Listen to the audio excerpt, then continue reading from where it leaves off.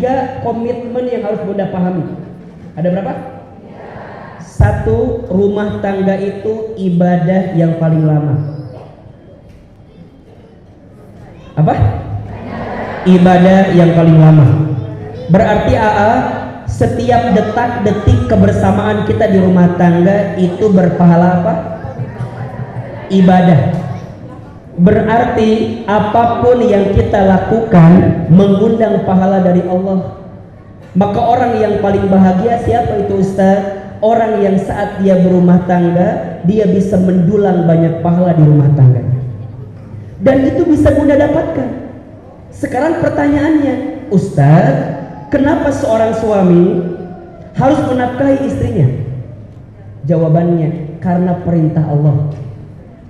Dan dalam perintah itu, maka Allah siapkan pahala bagi suami yang mencari nafkah bagi keluarganya. Maka duhai para ayah, para suami, kalau kita udah memberi nafkah sama istri kita, sama keluarga kita, kemudian kita nggak dihargai oleh pasangan kita, jangan sedih, jangan putus asa. Kenapa? Karena Allah pasti membalas pahala kebaikan itu. Begitupun sama, duhai para istri, sok Ahilman mau tanya, kenapa istri harus taat sama suami? Apa jawabannya? Karena perintah Allah. Kenapa istri harus melayani suami? Karena perintah Allah.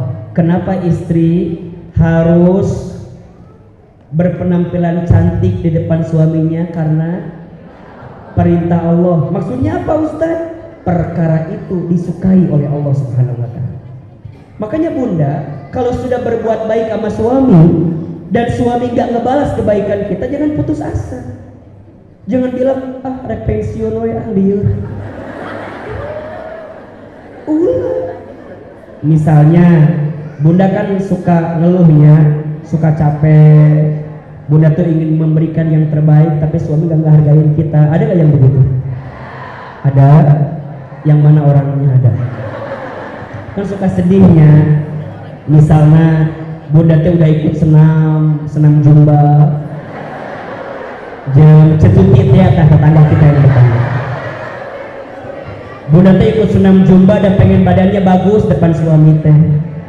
Terus Bunda tuh bilang gini ke suami, ayah apa? Bunda tuh udah sebulan ikut senam jumba. Oh gitu. Cek si ayah teh di mana senamnya? Itu jangan cetutit. Terus ibu nanya gini ke si ayah teh, ayah lihat badan Bunda sekarang. Misalnya tiba-tiba suami ngomong gini ke Bunda teh, oh Bunda teh senang ya. Emang gimana?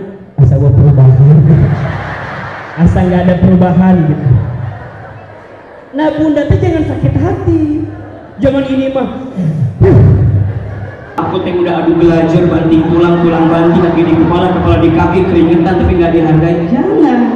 Karena setiap kebaikan Bunda sama suami pasti dihargai oleh siapa? Karena namanya apa? Ibadah. Makanya mulai hari ini mah apapun yang terjadi tetap berikan yang terbaik karena ada pahala. Ini mau kadang-kadang kalau suami nggak merhatiin kita jadi berkurang perhatian kita. Jangan. Tugas istri itu hanya 2. Hanya berapa? 1, taat kepada Allah. 2, taat kepada suami. Selama suami tidak memerintahkan sesuatu yang melanggar syariat Allah. Taat sama siapa? Allah. Taat sama suami. Jadi masak tugas siapa? Tugas suami. Nyapu tugas siapa? Suami. Ngurus anak? Nganter anak?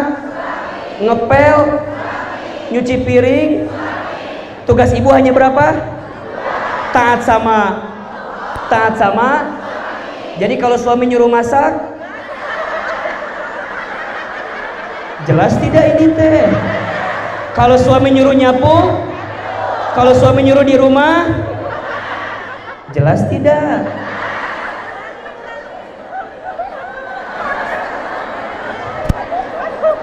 Jelas tidak. Ngerti nggak? Masak tugas siapa? Suami. Jadi kalau suami nyuruh masak, Karena tugas ibu hanya taat sama siapa? Jelas tidak? Ngawulang kieu ieu teh. Itu rumah tangga. Rumah tangga itu ibadah yang paling lama. 2. Rumah tangga itu sekolah yang paling lama. Apa rumah tangga itu? Sekolah yang paling lama. Kalau sekolahnya lama berarti belajarnya juga. Kalau belajarnya lama, kalau mau naik kelas berarti ujiannya juga. Betul? Maka bunda jangan bilang gini, gimana ya caranya agar rumah tangga saya nggak ada masalah? Jangan. Tapi bilangnya, gimana ya caranya agar ketika ada masalah kami bisa mendapat hikmah di balik masalah itu. Kalau rumah tangga nggak mau ada masalah, jangan rumah tangga. Rumah makan, weh. Kalau rumah tangga nggak ada mau masalah, jangan berumah tangga. Karena rumah tangga pasti ada masalah.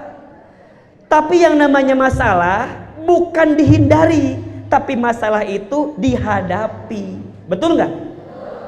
Hati-hati ya. Sok mau tanya, buaya itu adanya di air yang tenang atau air yang beriak?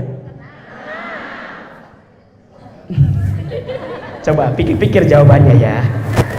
Buaya itu adanya di air yang tenang apa air yang beriak?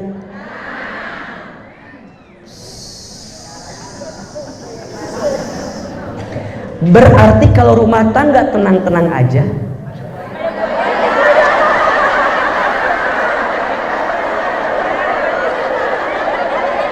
ada apa? Tenang. Bunda, kalau jalan enak lurus atau ada belok-belok dikit? Naik turun dikit? Betul nggak? Itu ibaratnya hidup. Jadi kalau rumah tangga teh meni adem, suamina adem, istrina hati-hati. Di tengah-tengah ada buaya biasanya. Jadi kalau ada cekcok, ada masalah, ada debat sedikit, boleh apa enggak? Boleh, tapi ingat ya, masalah itu cara Allah meningkatkan derajat rumah tangga kita. Makanya untuk semua rumah tangga, jangan mudah mengatakan kalimat pisah atau cerai ketika ada masalah. Ini mau kadang-kadang beda sedikit, udah kita nggak satu visi lagi. Naon? Si gadung ngerti visi. Suaminya pengen makan pecel ayam, ibu pengen makan sate. Kata suaminya teh pecel, kata istrinya sate. Pecel, sate. Ya udah, kita cerai aja. Naon coba gara-gara sate jeung pecel meni riweuh.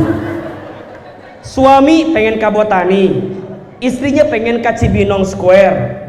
Botani, Cibinong, Botani, Cibinong. Anaknya di tengah, ayon we. Jangan segala sesuatu tuh kudu di iyon nih. Emang ngetes bunda masih kena nyadar apa enggak? Makanya mohon maaf ya bunda, kalau kita udah nikah jangan mudah mengatakan kalimat pisah.